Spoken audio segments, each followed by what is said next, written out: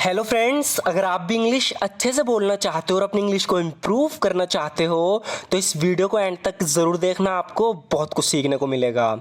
So friends, बिना किसी देरी के शुरू करते हैं आज की वीडियो और देखते हैं आज का अपना पहला सेंटेंस।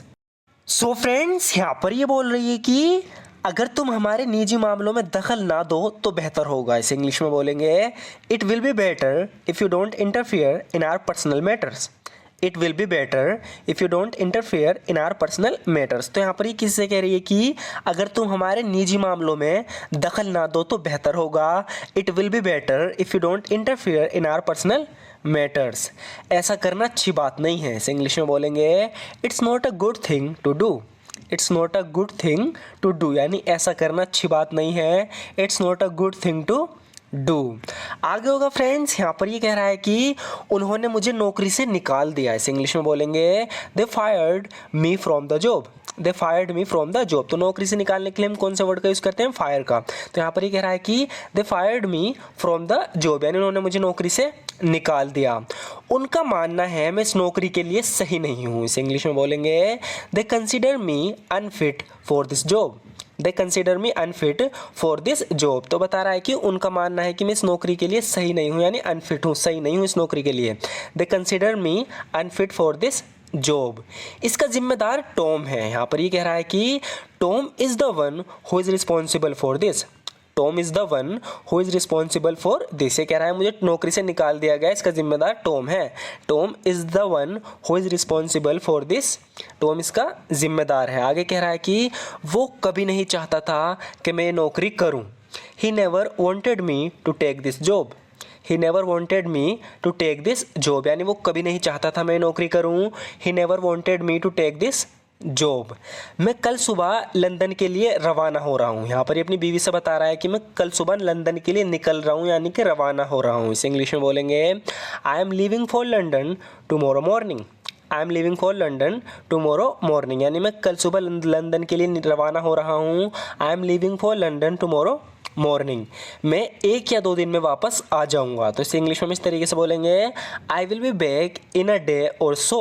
तो लास्ट में हम बोलेंगे इन अ डे और सो। कह रहा है कि I will be back in a day और सो, मैं 1 या 2 दिन में वापस आ जाऊंगा। I will be back in a day और सो। हम इसे इस तरीके से बोल सकते हैं I will be back in a day और 2। तो लास्ट में हम सो की जगह 2 भी लगा सकते हैं। I will be back in a day और 2, यानी मैं 1 या 2 दिन में वापस आ जाऊंगा।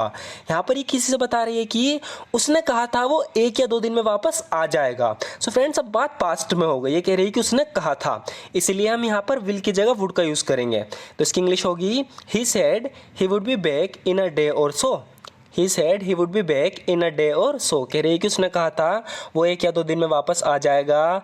He said he would be back in a day or so।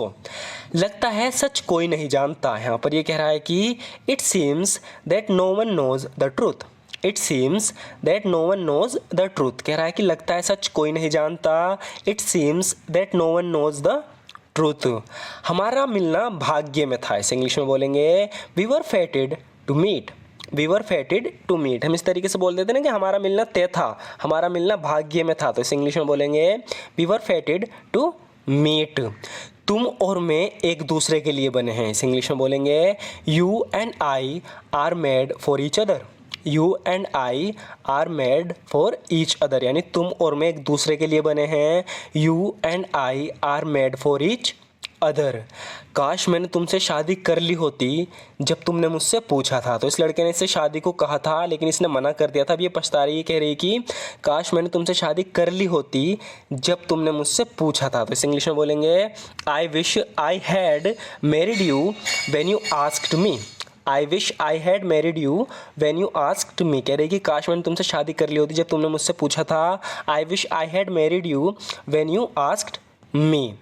मैं ज़्यादा सो गया क्योंकि मेरा अलार्म ही नहीं बजा। तो इसने अलार्म लगाया था, वो बजा नहीं, तो ये ज़्यादा सो गया। कह रहा है कि आई over slept because my alarm didn't go of. तो अलार्म बजने के लिए हम गो ऑफ फ्रेजल वर्ब का यूज़ करते हैं। यहाँ पर ये कह रहा है कि आई over slept because my alarm didn't go of. मैं ज़्यादा सो गया क्योंकि मेरा अलार्म ही नहीं बजा। आई over slept because my alarm didn't go of. मैंने 6 बजे का अलार्म लगाया था, तो अलार्म लगाने के लिए हम यूज़ करते हैं सेट द अलार्म। कह रहा है कि मैंने 6 बजे का अलार्म लगाया था। I set the alarm for 6 o'clock। I set the alarm for 6 o'clock, यानी मैंने 6 बजे का अलार्म लगाया था। I set the alarm for 6 o'clock। लेकिन मेरा अलार्म बजा ही नहीं, तो अलार्म बजने के लिए मैंने कौन सी फ्रेजल वर्ब बताई है? Go off. But my alarm didn't go off. But my alarm didn't go off, लेकिन मेरा अलार्म बजा ही नहीं। But my alarm didn't go off. किसी ने अलार्म बंद कर दिया था, इसे इंग्लिश में बोलेंगे someone turn the alarm off. Someone turn the alarm off, यानी किसी ने अलार्म बंद कर दिया था। Someone turn the alarm off. हम 30 साल से दोस्त हैं। यहाँ पर ये अपने एक दोस्त से कह रहा है कि हम 30 साल से दोस्त हैं। इसे इंग्लिश में बोलेंगे we have been friends for 30 years। We have been friends for 30 years, यानी हम 30 साल से दोस्त हैं, यानी कि 30 साल से हम दोस्त हैं। We have been friends for 30 years। क्या मैंने कभी तुम्हें धोखा दिया है? Have I ever betrayed you. Have I ever betrayed you, क्या मैंने तुम्हें कभी धोखा दिया है? तो इससे कह रहा है कि तुम मुझे धोखा तो नहीं दे रहे। तो ये कह रहा है कि हम 30 साल से दोस्त हैं। Have I ever betrayed you, क्या मैंने तुम्हें कभी धोखा दिया है?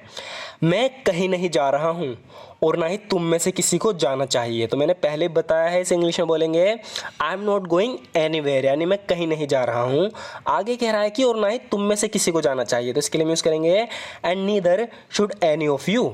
And neither should any of you. I am not going anywhere and neither should any of you, मैं कहीं नहीं जा रहा हूँ और ना ही तुम में से किसी को जाना चाहिए। I am not going anywhere and neither should any of you. वे किसी भी वक्त यहाँ होंगे, तो किससे कह रही है कि जल्दी तैयार हो जाओ, वे किसी भी वक्त यहाँ होंगे। इसे इंग्लिश में बोलेंगे they will be here at any minute. They will be here at any minute, यानी वे किसी भी वक्त यानी किसी भी मिनट यहाँ होंगे। They will be here at any minute. मैं ये जोखिम नहीं उठा सकता। इसे इंग्लिश में बोलेंगे I can't take this risk. I can't take this risk, यानी मैं जोखिम नहीं उठा सकता, ये रिस्क नहीं उठा सकता। I can't take this risk. वो बहुत बदल चुका है, वो अब ऐसा नहीं रहा जैसा हुआ करता था। तो ये अपने काफ़ी पुराने दोस्त से मिला बहुत सालों बाद, तो उससे मिलने के बाद किससे बता रहा है कि वो बहुत बदल चुका है, वो अब ऐसा नहीं रहा जैसा हुआ करता था। इस इंग्लिश में बोलेंगे he has changed a lot. He is no longer what he used to be. कह रहा है कि he is no longer what he used to be, अब वो ऐसा नहीं रहा जैसा हुआ करता था। He has changed a lot, वो बहुत बदल गया है। And he is no longer what he used to be, वो अब ऐसा नहीं रहा जैसा हुआ करता था। टॉम और मेरे लिए ये काफ़ी चौंकाने वाली खबर थी। तो इन्हें खबर मिली थी कि इनका एक दोस्त है वो मर गया, तो अब किससे बता रही है कि टॉम और मेरे लिए ये काफ़ी चौंकाने वाली खबर थी। इसे इंग्लिश में बोलेंगे this was pretty shocking news for Tom and me। This was pretty shocking news for Tom and me, यानी मेरे और टॉम के लिए काफ़ी चौंकाने वाली खबर थी। This was pretty shocking news for Tom and me. जब मैंने इस खबर कह रही है कि जब मैंने इस बारे में सुना तो मैं पूरी तरह सदमे में थी। I was in completely shock when I heard about it. I was in completely shock when I heard about it, यानी जब मैंने इस बारे में सुना तो मैं पूरी तरह सदमे में थी। I was in completely shock when I heard about it. So friends, ये सेंटेंस आपने पहले भी देखा होंगे अगर आप मेरी वीडियोस पहले से देखते आ रहे हों। तो मैं इन्हें रिपीट करता हूँ, लास्ट में के जो 4 से 5 सेंटेंस हैं वो पुरानी वीडियोज़ के रिपीट किए हैं ताकि प्रैक्टिस भी हाथों हाथ होती रहे।